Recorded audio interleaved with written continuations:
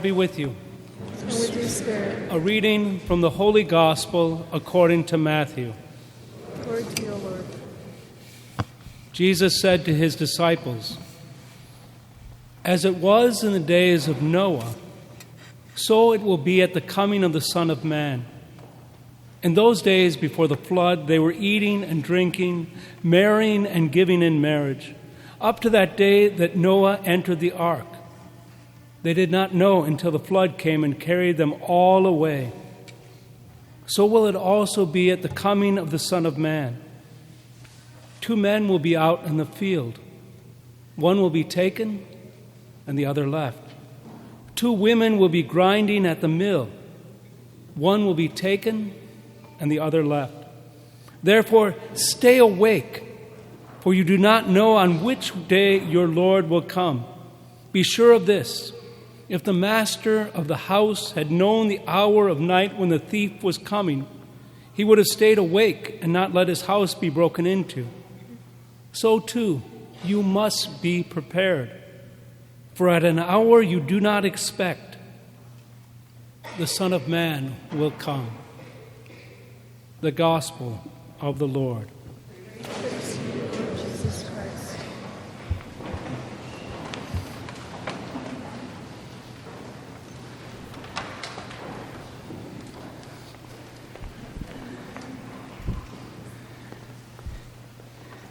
It's time to wake up.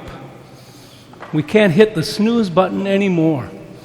We got to wake up and get out of bed and do what it is that we've been sent to do. In the second reading for today, Paul says this, he says, "Wake up, it's time to leave the deeds of darkness and enter into the light of day." And in the gospel, Jesus makes it even worse. He says, "Stay awake." He doesn't allow us to go to sleep. We need to stay awake for the coming of the Lord.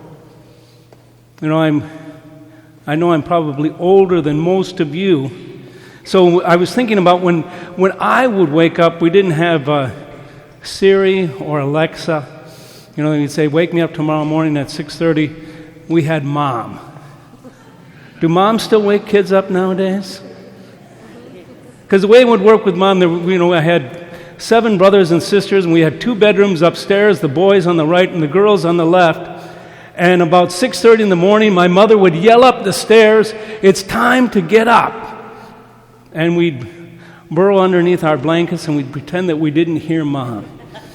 You know, and then about 5 minutes later, she'd yell again. You know, maybe some of us would get up and make our way downstairs, but some of us, we'd continue to hide underneath the covers. And then we'd hear that last warning, "Don't make me come up there." It's time to get up. It's time to wake up, to leave behind the night and enter into the light of day. We can't be asleep any longer. You know, one of the things that, as I've been thinking about this call to wake up, is nowadays, you know, I'm thinking about when I was a kid that it was our parents who would wake us up. But nowadays it seems so often, again and again, that it's our young people who are waking us old people up. You know, I was thinking of someone like Greta Thunberg, you know, her call against global warming and how she left her country of Norway and made her way over to New York City to speak to the UN, to call people out that say, we can't put off this change for global warming any longer. The time to do something is now. Or David Hogg and the students from Parkland in Florida, and how they called out for people to make a change today, that we do away with, or we try to make a change for the culture of gun violence in our nation. I even heard that on Friday in Pasadena, there were a group of young people who were calling out against Black Friday, saying it's time to not go shopping anymore, that it's time to make a change. You know, the same thing with capital punishment, or the issues of the homeless here in our own great city. So many young people who are reminding us that it is time to wake up, that it is time, as Isaiah says in the first reading for today, to put off those deeds of darkness and enter into the light. Or as Paul says in the second reading today, to clothe yourself with the good deeds of light. What is a good deed of light?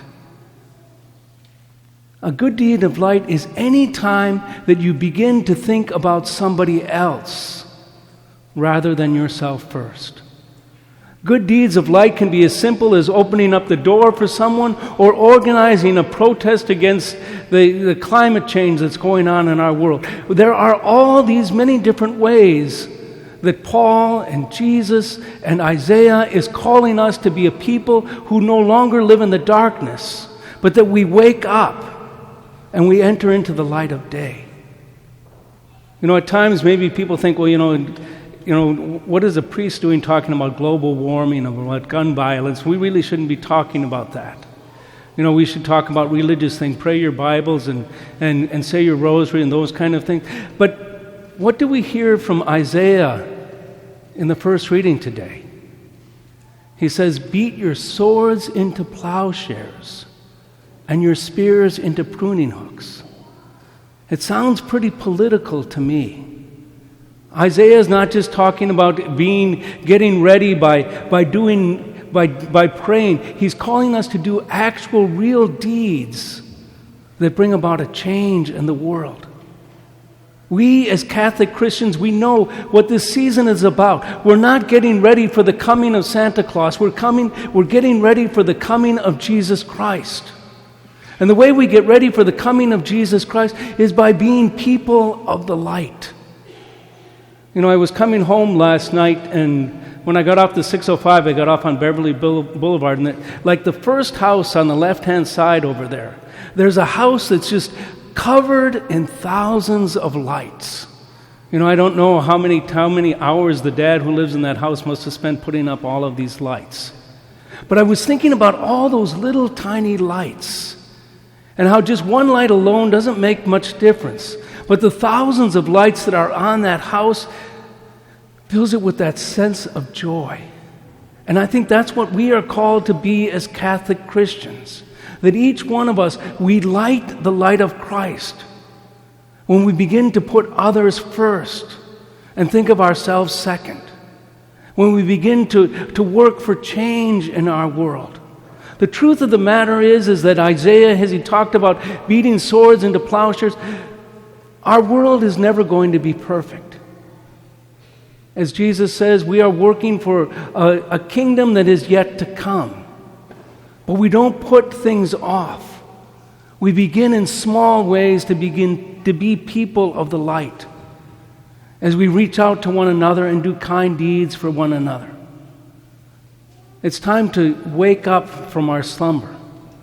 It's time to enter into the light of Christ.